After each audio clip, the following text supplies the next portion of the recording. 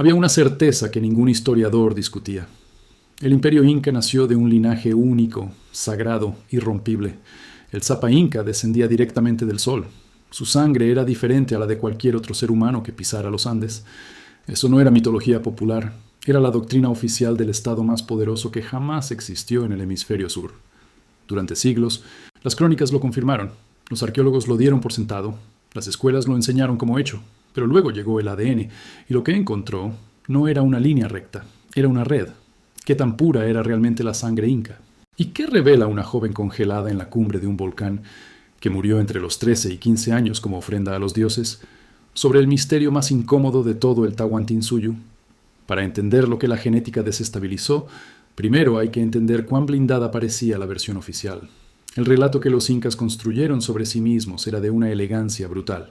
En el principio, el dios Sol, Inti, tuvo compasión de los seres humanos que vivían sin ley, sin civilización, como animales, y envió a sus hijos. Manco Cápac y Mama Ocllo emergieron de las aguas del lago Titicaca portando un bastón de oro. Donde el bastón se hundiera en la tierra, ahí fundarían la ciudad del sol. Ese lugar fue Cusco. Ese momento fue el inicio del mundo tal como debía ser. Desde Manco Cápac, el linaje fue recto. Cada Zapa inca era hijo del anterior, hijo del sol, portador de una sangre que no se mezclaba con la del común. El sistema de panacas, los clanes familiares reales que conservaban la memoria y los bienes de cada soberano, garantizaba que esa distinción no se diluyera jamás. Los incas no eran simplemente gobernantes, eran una categoría ontológica diferente, una especie aparte, legitimada por el cosmos. Esa versión fue registrada por los primeros cronistas españoles en el siglo XVI. La repitieron los cronistas mestizos del XIX. Sí, la adoptaron los historiadores modernos como el esqueleto narrativo más sólido disponible. Parecía que no había nada que rebatirla. No había genética, no había ADN antiguo, no había herramienta que pudiera entrar a esas tumbas y hacer preguntas directas. La historia parecía cerrada. ¿Pero lo estaba? Aquí es donde aparece el primer problema. Y no llegó del laboratorio. Llegó de las propias crónicas. Los cronistas españoles que escribieron sobre el origen inca lo hicieron décadas después de la conquista, basándose en testimonios de élites cusqueñas que tenían razones políticas muy concretas para presentar su linaje de cierta manera. Pero incluso entre esas fuentes, la contradicción era visible si uno la buscaba. El origen en el lago Titicaca y el origen en Pacaritambo, las dos grandes narrativas fundacionales, no eran versiones de lo mismo. Eran historias distintas que las panacas rivales usaban para sustentar reclamaciones diferentes sobre la legitimidad del poder. Lo que muchos historiadores ya señalaban desde el siglo XX era que la historia inca que conocemos es en gran parte una historia cortesana, construida bajo el control de las élites cusqueñas para justificar la expansión imperial. No era mentira, exactamente, pero era una selección, y toda selección deja cosas fuera.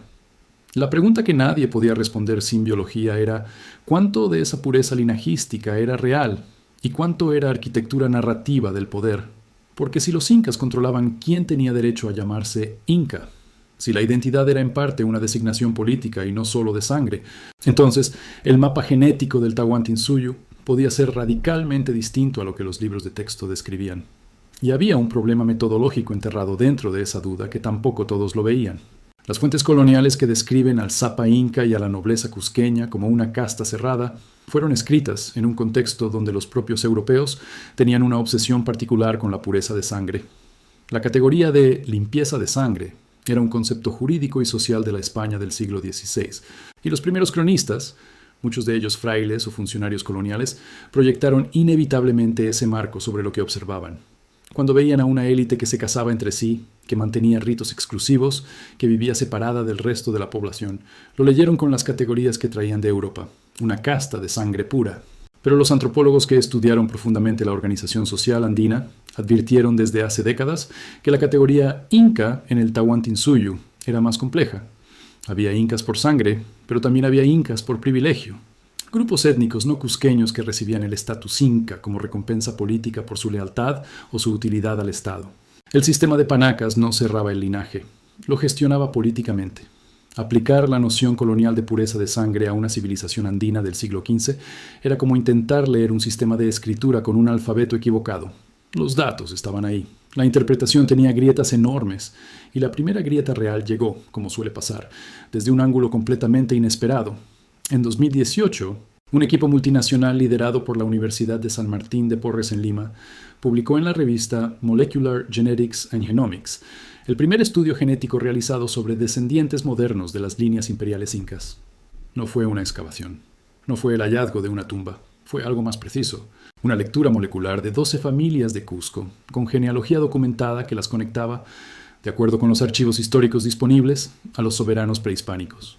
Lo que los investigadores José Sandoval, Fabricio Santos y su equipo encontraron fue suficiente para desajustar la versión escolar de la historia inca. El cromosoma Y, el marcador que se hereda por línea paterna, mostró dos agrupaciones distintas, la primera vinculada a los Andes del sur de Cusco y al área del lago Titicaca, la segunda con afinidad hacia la zona de Pacaritambo, 50 kilómetros al sur de Cusco.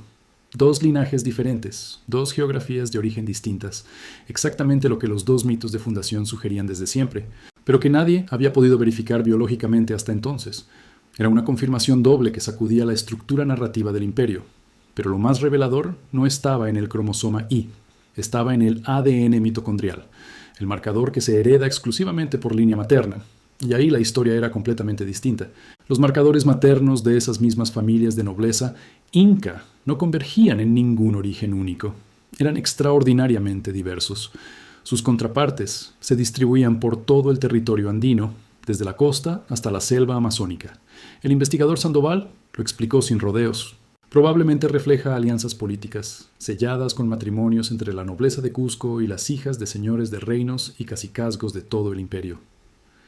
La sangre materna de los incas no era cusqueña, era el archivo biológico de siglos de política exterior. La historia no estaba cerrada, estaba apenas empezando a abrirse, pero había una segunda línea, enterrada literalmente en el hielo de los Andes, que iba a complicar la historia todavía más. En 1999, a más de 700 metros de altitud en el volcán Yuyayaco, en la frontera entre Argentina y Chile, un equipo liderado por el arqueólogo Johann Reinhardt descubrió 3 cuerpos, congelados, intactos. 5 siglos de hielo habían preservado sus órganos internos, su piel, su cabello, incluso el contenido de sus estómagos. Eran una capacocha, un sacrificio ritual inca de los más importantes jamás registrados en la arqueología andina. 2 niños pequeños y una adolescente de entre 13 y 15 años que los investigadores bautizaron como la doncella de Yuyayaco. Los análisis comenzaron de inmediato. Los tejidos estaban en condiciones excepcionales. El equipo del Museo de Arqueología de Alta Montaña en Salta y varios laboratorios internacionales comenzaron a extraer información biológica que ningún resto ordinario hubiera podido proporcionar. Lo que encontraron desestabilizó la imagen de una capacocha como un acto ritual simple. La doncella tenía niveles de cocaína en el cabello que no apuntaban a un uso puntual o ceremonial, sino a una administración sostenida y creciente durante los meses previos a su muerte, como si la hubieran desconectado lentamente del mundo, paso a paso, preparándola para cruzar una frontera de la que nadie regresa. Sus últimas semanas mostraban los niveles más altos de todo ese registro. Una escalada química que los investigadores interpretaron como la etapa final de una preparación ritual que duró meses. Pero la pregunta más incómoda no era qué le hicieron en ese tiempo. Era de dónde venía y con quién estaba enterrada. El análisis de ADN mitocondrial de los 3 cuerpos, publicado en PNAS, reveló algo que no coincidía con la imagen de una familia o comunidad unida para el sacrificio. Los 3 niños no compartían ancestro materno común. No eran hermanos, no eran parientes cercanos.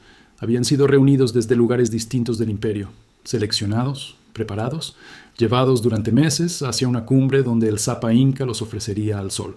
¿Quiénes eran exactamente antes de ser elegidos? ¿De qué comunidades los habían separado? Los análisis de isótopos realizados sobre sus tejidos sugieren orígenes geográficos distintos, todavía en proceso de caracterización precisa. Y eso plantea una pregunta que ningún arqueólogo ha respondido aún con certeza. Si la capacocha requería a los niños más perfectos del imperio, ¿era ese criterio de perfección étnico, regional, político? ¿O era estético, espiritual, completamente independiente del origen? Los isótopos dicen que llegaron de lejos. Las fuentes históricas no explican por qué fueron elegidos ellos. Si este tipo de investigación, donde la genética y la arqueología chocan con los relatos que nos enseñaron, es lo que te mueve, suscríbete ahora. Hay más videos como este esperándote. Lo que vino después transformó la discusión por completo. En julio de 2023, la revista Science Advances publicó el primer estudio de genómica de alcance total realizado en individuos enterrados en Machu Picchu, la ciudad construida por el Zapa Inca Pachacútec en el siglo XV. El equipo fue liderado por Lucy Salazar, investigadora del Departamento de Antropología de Yale, junto a Jason Nesbitt, de la Universidad de Tulane, y Lars Fehrenschmitz, de la Universidad de California en Santa Cruz, quien dirigió el análisis genético. En total, se analizó el ADN de 34 individuos sepultados en el sitio. Eran los yanaconas, los sirvientes, los retainers, las personas asignadas para vivir y trabajar en la residencia real. En la historia oficial del Tahuantinsuyo, el yanacona era alguien extraído de su comunidad e integrado al servicio del Inca, un rol dentro del sistema imperial. Pero nadie había preguntado nunca, con precisión molecular, de dónde venían exactamente esas personas. Los resultados fueron contundentes. Los 34 individuos mostraban ancestros genéticos de regiones completamente distintas del imperio: la costa, la sierra, la Amazonía profunda. Aproximadamente un tercio de ellos tenía ascendencia amazónica significativa, de al menos 2 zonas distintas de la selva. Casi ninguno compartía ADN con los demás. No habían llegado como familia, ni como grupo étnico, ni como comunidad. Habían llegado solos, desde los extremos de un territorio que se extendía más de 4.000 kilómetros de norte a sur. El investigador Fehrenschmitz lo formuló sin dejar margen a interpretación. La diversidad fue mucho mayor de lo que nadie había sospechado. Y ese dato, por sí solo, obliga a repensar qué significaba realmente ser parte del mundo inca. Este conjunto de hallazgos debilita varias narrativas que circularon durante décadas. La primera es la más extendida en la cultura popular y en los libros de texto: que los incas eran un pueblo con identidad étnica homogénea que conquistó el continente desde Cusco y lo organizó bajo su propia imagen biológica. El estudio de 2023 sobre Machu Picchu y el estudio de 2018 sobre los descendientes reales apuntan en la misma dirección. La identidad inca era en gran medida una identidad política, no biológica. Ser inca podía significar cosas distintas según quién lo decía y en qué contexto. La segunda narrativa que se debilita es la del linaje real como una línea cerrada y pura. La diversidad matrilineal de las familias nobles registrada en 2018 sugiere que las mujeres que entraron a las Panacas reales llegaron de todo el Tahuantinsuyo. El linaje masculino tenía coherencia geográfica. El linaje femenino era un mapa político del propio imperio. La tercera es más sutil, pero quizá más importante: que la historia que conocemos del Tahuantinsuyo describe fielmente lo que era esa sociedad para la mayoría de sus habitantes. Lo que la genética empieza a dibujar es que el Tahuantinsuyo era un mosaico humano de una complejidad que las crónicas, escritas bajo control cusqueño primero y colonial después, no podían capturar, o simplemente no tenían interés en capturar. Pero nada de esto está completamente cerrado, y hay que decirlo con claridad. El estudio de 2018 sobre descendientes de linajes incas tiene una limitación metodológica fundamental. Trabaja con familias contemporáneas, cuya conexión genealógica con los soberanos prehispánicos no puede verificarse con certeza absoluta. 5 siglos de mezcla, desplazamiento colonial y reconfiguración de identidades hacen que cualquier genealogía documentada desde el siglo XVI sea necesariamente incompleta. El propio equipo investigador lo señaló. Los resultados son coherentes con los mitos de fundación, pero no constituyen prueba definitiva de origen imperial directo. El estudio de 2023 sobre Machu Picchu, por su parte, analizó a los sirvientes y retainers, no a la élite real. No existe todavía un análisis genómico completo de los restos de ningún Zapa inca. Las momias reales cusqueñas fueron destruidas en su mayoría por los conquistadores españoles, que las quemaron o dispersaron deliberadamente para quebrar la religiosidad andina que las rodeaba. Lo que quedó fue fragmentario. Y los análisis de ADN antiguo en tejidos andinos enfrentan obstáculos técnicos reales. La altitud, la aridez variable entre regiones y los siglos comprometen la calidad del material genético de maneras difíciles de compensar. La doncella de Yuyayaco es una excepción extraordinaria precisamente porque el congelamiento la preservó de un modo que casi ningún otro cuerpo andino posee. Lo que los isótopos sugieren sobre su origen geográfico sigue siendo objeto de análisis en curso. La ciencia tiene aquí más preguntas abiertas que respuestas selladas, y eso no es una debilidad del argumento. Es exactamente lo que hace que el argumento sea honesto. Hay algo que estos hallazgos revelan más allá de los datos técnicos. El Tahuantinsuyo fue narrado, en primera instancia, desde Cusco. Las crónicas orales que los españoles recogieron fueron controladas por las Panacas reales, por los curacas, por los hombres que tenían todo el interés en presentar a los incas como una línea directa desde el sol hasta el Zapa inca. Todo ese aparato de legitimación, el mito de Manco Cápac, la sangre sagrada, La descendencia divina fue diseñado para proyectar un poder que no necesitaba explicarse ni justificarse. Era absoluto porque era cósmico, pero el ADN no conoce esa historia. Los marcadores genéticos no saben quién era el Zapa Inca, no leen el quechua, no reverencian a Inti. Y cuando la ciencia les hace preguntas directas a los huesos y a los tejidos, las respuestas describen un mundo mucho más parecido a lo que construye cualquier gran poder político. Una élite que gestiona alianzas, incorpora extraños, absorbe a los vencidos, reconfigura identidades y luego cuenta la historia de todo eso como si siempre hubiera sido inevitable, limpio y puro. Eso no significa que los incas mintieron. Significa que hicieron exactamente lo que hacen todos los imperios. Construyeron una narrativa de origen que servía al poder presente. Lo que la bioarqueología y la genética hacen es leer la capa que estaba debajo, la capa biológica, la que no se puede editar una vez que el cuerpo está bajo tierra, o congelado para siempre en una cumbre a más de 6.000 metros. La doncella de Yuya y Yaco vino de un lugar que aún no identificamos con certeza. Fue llevada a la cima del mundo como ofrenda a un dios. Cruzó medio continente para morir por un imperio que quizá ni siquiera hablaba su lengua. Y durante 5 siglos nadie supo su nombre real ni de qué comunidad la habían arrancado. El Tahuantinsuyo selló las cumbres con nieve y con silencio. Construyó una historia de pureza y divinidad que duró 500 años. Pero los tejidos guardan información que ningún soberano pudo censurar.